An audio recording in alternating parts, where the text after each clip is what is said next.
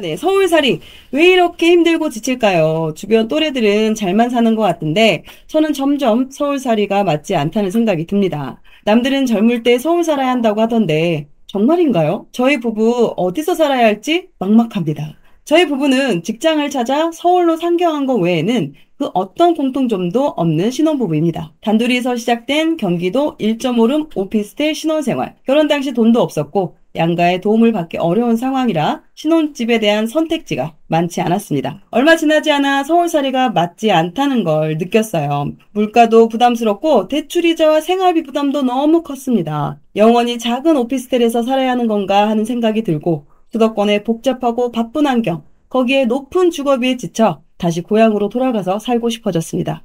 그런데 문제는 올해 초 남편의 복직으로 주말 부부가 되었고 또다시 거주에 대한 고민이 시작됐습니다. 주변에서는 서울로 올라가는 게 맞다고 이야기하지만 처가에서 육아를 맡아주고 계시고 지방 생활에 익숙해져서 쉽게 결정 내리기가 어려워요. 참고로 남편은 1, 2년 이내에 고향 쪽 혹은 이동할 수 있고 저는 근무지 이동이 어려워서 남편 혼자 외벌이를 해야 합니다. 만약에 지방에 올 경우에요. 다만 남편도 이번에 근무지를 옮기게 되면 그 이후에는 이동이 어려워져서 신중한 결정이 필요합니다. 이성적으로는 맞벌이의 수도권 거주가 좋다고 생각하지만 여유로운 지방 생활을 포기하고 싶지 않은 마음도 들어요. 복잡한 서울에서 벗어나고 싶은 마음, 저희만 그런가요? 네, 이렇게 사연을 주셨고 일단 우리 신혼부부의 가게 상황을 한번 보도록 하겠습니다. 지금 현재는 전세 거주하고 계시고 따로 살고 계세요. 지금 주말부부죠. 주말부부로 네. 지금 살고 계시고 상황입니다. 아이가 있으신 거예요? 네네, 아이가 아내분은 직장 있습니다. 휴직 중이신 건가요? 그렇습니다. 아내분은 휴직 중이고 아이와 함께 지금 지방에서 거주를 하고 계십니다. 지금 현재 이분들의 순자산, 지금 자산에서 대출, 전세자금 대출 뺀 거를 하면은 2억 5,700만 원 정도 지금 순자산 사용할 수 있는 자금이 있으시고요. 지금 두 분이 만약에 맞벌이를 할 경우에는 소득이 그래도 월 950만 원 정도 가능할 수 있습니다. 세후소득으로 네. 950 정도. 근데 지금은 한 분은 휴직 중이시고. 네. 자, 그리고 이분들 이제 대출이자 한 50만 원 정도 내시고, 그리고 월 지출이 대출이자 빼면은 순수 생활비로는 한 250만 원 정도 쓰시는 것 같습니다. 그리고 나머지 이제 순수 적금은 650만 원인데, 요거는 이제 맞벌이를 할 경우이고, 지금 현재는 맞벌이를 하지 않고, 지금 휴직 상태이기 때문에, 급여가 좀 많이 줄어들어 있는 상태고, 현재는 한 200만 원 정도 저축을 하시고 있는 상황입니다. 자, 그럼 이분의 가장 큰 고민이 무엇이냐면, 지금 다들 수도권을 사야 한다고 하는데, 지방 거주가 심리적 만족도가 더 높아서 고민이 됩니다. 수도권에 4, 6억대 주택을 매수해야 할지, 아니면 지방에 4, 5억대 주택을 매수해야 될지, 어디에 집을 사야 할지 이게 가장 큰 고민으로 지금 있으시고요. 자, 그리고 지방에서 집을 산다면 어라? 이거 좀 지방에 살고 싶은 느낌인가 봅니다. 네. 만약에 지방에서 집을 산다면 오를 곳에 사야 될지 좀 비싸더라도 아니면 좀 외곽이더라도 내 상황에 맞는 좀 가성비 있는 집을 사야 될지. 지방에서? 네, 지방에서. 이런 경우 어떻게 해야 될지 또 물어보셨고요. 일단 이거는 앞에 첫 번째 질문에 대한 답변을 듣고 난 다음에 그 다음에 이 두 번째는 이제 뭐 지방을 하게 된다면 이렇게 이어질 것 같으니까 일단 우선은 첫 번째 요 질문에 대한 답변이 더 중요한 포인트인 것 같고요. 여보세요? 네, 반갑습니다. 네, 반갑습니다. 네, 방송 보고 계셨어요? 네네. 네, 오늘 오래 기다리셨습니다. 네. 평소보다. 감사합니다. 좋습니다. 지금 이렇게 말씀을 드렸는데 맞나요? 광역시에 집을 사야 될지 아니면 서울 경기권, 수도권에 집을 사야 될지 요거에 대한 고민이 지금 있으신 거죠? 네, 크게 보면 그게 가장 저희가 해결하고 싶은 고민입니다. 좋습니다. 자, 그러면 여기에 대해서 우리 자모님께서 한번 이제 통화를 이어가도록 하겠습니다. 긴장이 되시니까. 안녕하세요, 불도저님. 안녕하세요. 네, 반갑습니다. 네. 제일 고민되시는 게 수도권에 집을 사야 될까, 또 지방에 집을 사야 될까가 제일 고민이신 것 같아요. 근데 그 수도권에 집을 다들 사라고 얘기를 하는 이유가 어떤 거예요, 들어보니까? 결국에는 오르니까요. 결국에는 오르니까. 근데 지방에는 저희 생각할 때는, 그러니까 뭐 지방에도 사람들이 살긴 하겠지만 결국에는 좀 인구 소멸 이야기도 많이 나오기는 하니까 좀 걱정도 되더라고요. 지방에 만약에 그러면은 여유롭게 나는 지방에서 살고 싶다라는 마음이 있으시다고 하셨잖아요. 네. 네, 그러면은 지방에서 또 집을 산다고 하면은 어떤 게 제일 걱정이 되세요? 만약에 산다고 하면은 투자를 해서 그 수익을 얻는 부분은 사실 포기를 해야 되나? 그러면 지방에 어쨌든 집을 마련하는 부분들이 내가 이 자산 가치가 지방에선 좀 수도권보단 덜 할 수 있으니 네. 그런 부분을 염두에 두고 하려고 하시는 거는 있는 거네요. 만약에 지방에 집을 만약에 매수를 하신다면은. 이성적으로는 그렇게 생각이 됩니다. 그런데 마음적으로는 저런 여유로운 환경도 조금 지방이 좋기도 하고 저희가 이제 고향 쪽으로 오면 뭐 가족, 친척, 친구들 다 있기도 한데다가 아이를 키우면은 사실 좀 도움을 받을 수 있는 부분도 좀 없지는 않기 때문에 이런 생각을 하게 되는 것 같습니다. 근데 지방 거주하시면은 외벌이가 되시는 게 아닌가요? 그 부분은 어떻게 생각하고 계세요?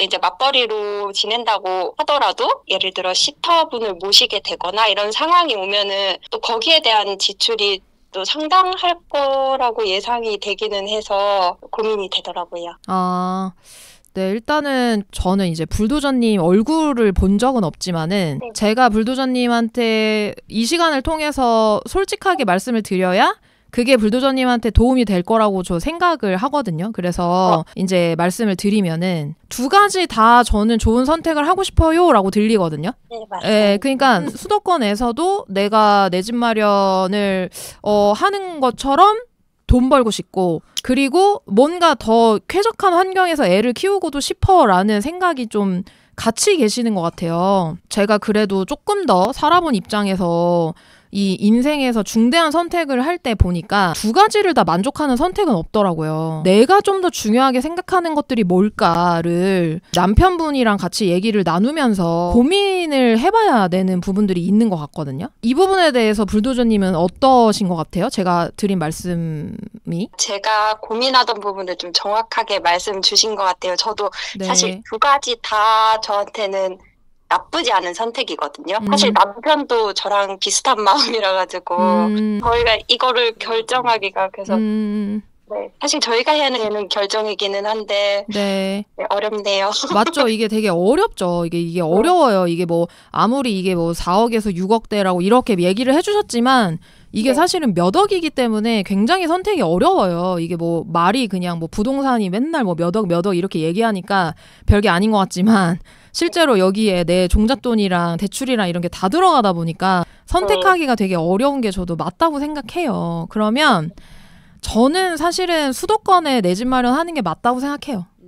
그래서 지방에서 어쨌든 이게 거주하시면 남편분도 떨어져서 주말 부부 해야 되고 그리고 또 외벌이가 되면서 이게 집을 살 수 있는 또 여력들도 줄어들게 되고 이렇게 되다 보니까 좀 뭐 시터를 사용하는 비용들이 좀 걱정이 되기는 하실 수 있겠지만은 저도 아기를 키워봤잖아요. 맞벌이 하면서 실제로 그렇게 막 걱정한 만큼 막 어렵거나 안 되거나 내가 막 내 통장 잔고가 바닥이 나거나 막 그렇지는 않더라고요. 이제 남편분이랑 같이 살면서 좀 더 자산 가치가 있는 대로 가는 것도 괜찮다고 생각이 드시면 저는 이게 좀 더 자산 가치가 있는 지역에 내 집 마련을 첫 내 집 마련을 시작하시는 게 이게 불도저님 가정에 더 많이 도움이 될 것 같아요. 네, 하나 여쭤봐도 될까요? 네, 그럼요. 제가 이제 만약에 수도권으로 올라가서 살게 된다면 하고 이제 주택을 찾아봤을 때 네. 퇴근이나 그러니까 아기 키우는 환경을 고려해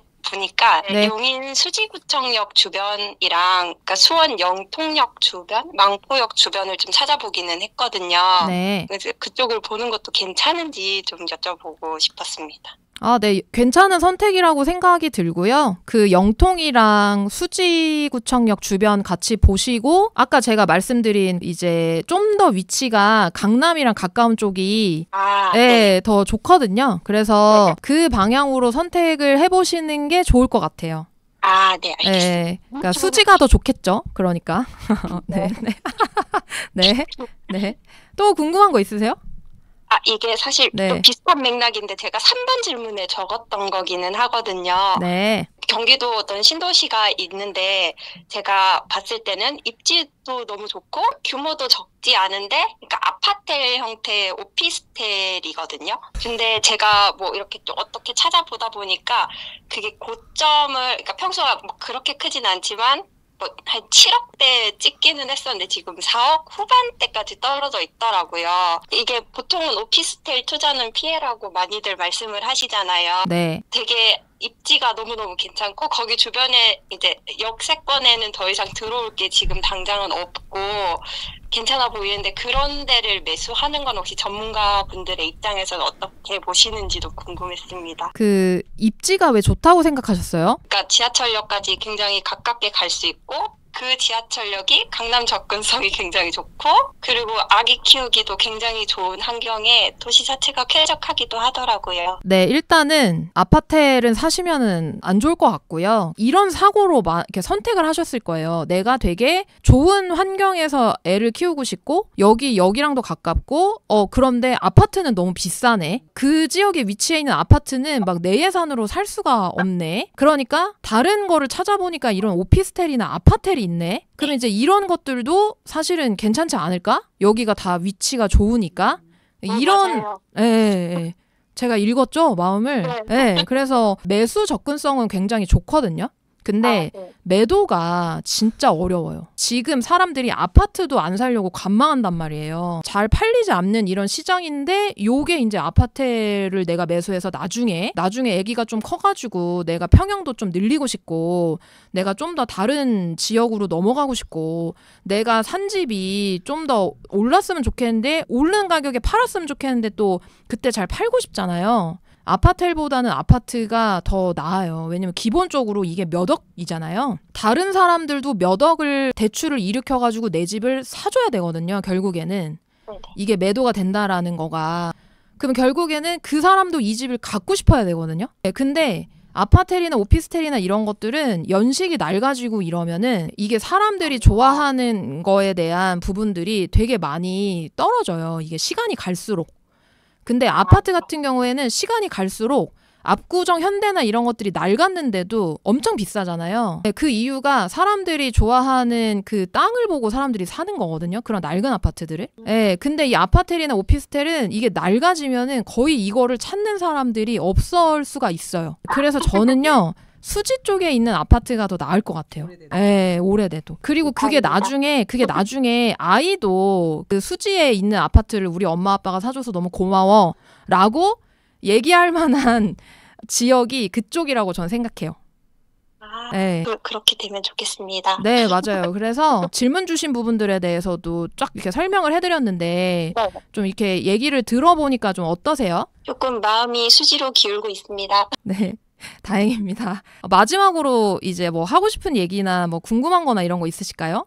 근데 저희가 만약에 이제 올라가서 맞벌이를 하게 된다면은 아까 그 예산표에서 저희가 그게 새 전 연봉이거든요. 네, 그래서 사실 저희가 이제 맞벌이로 하면 실수령액으로는 800이 조금 안 되게 벌리는 상황이에요. 일단 수당 같은 걸 뺀다면은. 네. 그래서 그 정도의 저희 현금 자산 2억 중반대면은 저희가 아직은 신생아 대출을 사용할 수는 있는 상황이라서 그래서 혹시 한 6억 집을 봐도 괜찮은 정도인지 좀 여쭤보고 싶었습니다. 네, 아까 그 보내주신 자산표에 저축 거의 그 정도 안에서 한 600만 원 정도 하시는 걸로 나와 있었고 4억 정도 대출 끈다고 했었을 때 원리금 200만 원 정도 생각하시면 되거든요. 네네. 그래서 충분히 가능한 예산대라고 생각해요. 알겠습니다. 네, 그렇습니다. 감사합니다. 네, 코크님이 또 정리를 잘 해주실 것 같습니다. 네. 네. 네, 지금 이제 그러면 수도권으로 올라오시는 건가요? 좀 마음이 많이 기울었습니다. 이제 그래. 남편하고 최종적으로 이야기는 해봐야겠지만. 네, 제가 조금만 하나만 물어볼게요. 네. 두 분이서 지방에 거주하시다가 이제 취업하면서 서울로 오신 건가요? 네, 맞습니다. 취업하면 서울 오셨고, 그럼 그때 처음 서울 오셨을 때 정착하는데 좀 어떠셨어요? 처음에는 그냥 좀 신났었기는 해요. 뭐 혼자 살아보는 것도 좋기도 했는데 이제 조금씩 지내다 보니까 내 집을 좀 아파트로 마련해보고 싶다는 욕구도 자꾸 생기기는 했었거든요. 주변에 그 서울에서 그 부모님 집에서 직장 다니는 친구들 보면 어땠어요? 그거 좀 부러웠어요. 그렇죠. 너무 부러웠죠. 그러니까 네네. 그게 아무래도 지방에 살다가 이제 서울 이제 취업이나 대학 때문에 서울 수도권에 오게 되면은 아무래도 이제 거주적인 부분이 해결이 안 되다 보니까 거주 만족도나 이런 게 되게 좀 힘들어지는 상황이잖아요. 근데 이제 어쩔 수 없이 뭐 대학이나 직장은 서울이 많으니까 올라가야 되고. 자, 그러면 저는 왜냐면 제가 지방에 살고 있기 때문에 이런 생각도 한번 해보셨으면 좋을 것 같아요. 자녀가 있으시잖아요. 네네. 그럼 나중에 이 아이가 공부를 잘해서 물론 이제 지방에 있는 것도 좋지만 또 아무래도 이제 서울 수도권 올 확률도 높겠죠. 그러면 그때 이 거주하기에 좀 더 뭐가 안정적으로 돼 있으면 아무래도 아이도 거기서 좀 적응해 나가는 게 좀 더 조금은 그래도 나보단 좀 쉽지 않을까. 이런 생각 한번 해보셨어요? 이게 안 해봤는데. 그렇죠. 아직은 너무 애기라서 이제 1살, 2살이니까. 생각보다 와닿는 말씀입니다.